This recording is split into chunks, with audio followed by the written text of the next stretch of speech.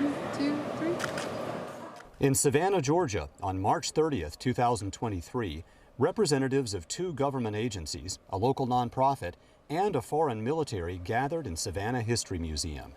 As a large crowd watched in anticipation, 3 of the 4 signed a document outlining future plans for 19 Revolutionary War cannon raised from the bottom of the Savannah River.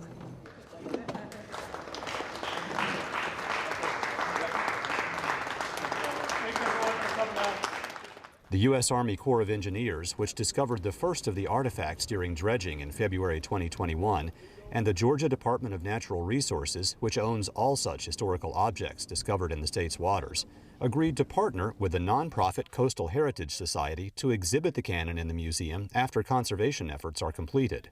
The federal government isn't really set up to display these items individually, so we seek out state and local partners to help enlighten the history and utilize those cultural resources. This allows it to bring the history to life, and without a local nonprofit, we would not be able to do that. We don't have the resources either to be able to do justice to these artifacts and to get them out there so that they can help educate the public on the history of our state and the history of Savannah.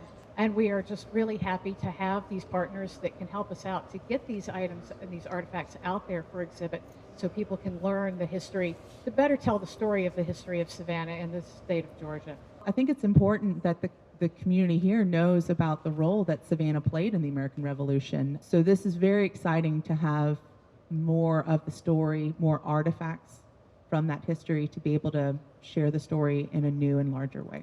A British Royal Navy officer from the embassy in Washington took part as well, since it was the British military which in 1779 sank the ships that carried these cannon in a successful effort to block an attack from a French fleet attempting to help American patriots retake the city. The embassy and our military are honored to play its part in the ceremony. The respectful handling of the wrecks and artifacts of whatever period in history, whatever nation, and wherever they may be, is incredibly important, and I pay tribute to the tireless and painstaking work of the agencies involved, which have allowed these artifacts to be preserved and displayed with honor they deserve. After the ceremony, participants were invited to view 2 of the cannon which are already on exhibit at the museum, a preview of what's in store when the remainder of the artifacts are conserved and brought back to Savannah. The history was brought vividly to life on the adjacent Battlefield Memorial Park as Coastal Heritage Society Resource Education Specialist Aaron Bradford led the group in a Loyalists and Liberty program on the very ground where hundreds of troops were killed in the 1779 battle that followed the sinking of the vessels. Fire! Fall back and move! Fall back and move! Rank 2, step up there!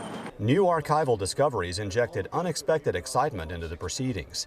Archaeologist Stephen James of Commonwealth Heritage Group reported that the sunken vessel from which some of the cannon are believed to have originated, the HMS Savannah, was originally an American privateer named the General Arnold. That ship, which was a 2-masted brig like the vessel in this painting, was captured by the British off the coast of Spain in June of 1779. They brought the General Arnold to Savannah, and they arrived here September 6th. It was renamed the Savannah, and then it was immediately scuttled to block the French. This could mean that the cannon raised from this 244-year-old British shipwreck were originally American guns. Historical research into this possibility continues at full pace as experts work to conserve the cannon at the Conservation Research Lab at Texas A&M University. Reporting from Savannah, Georgia for the U.S. Army Corps of Engineers Savannah District, I'm Michael Jordan.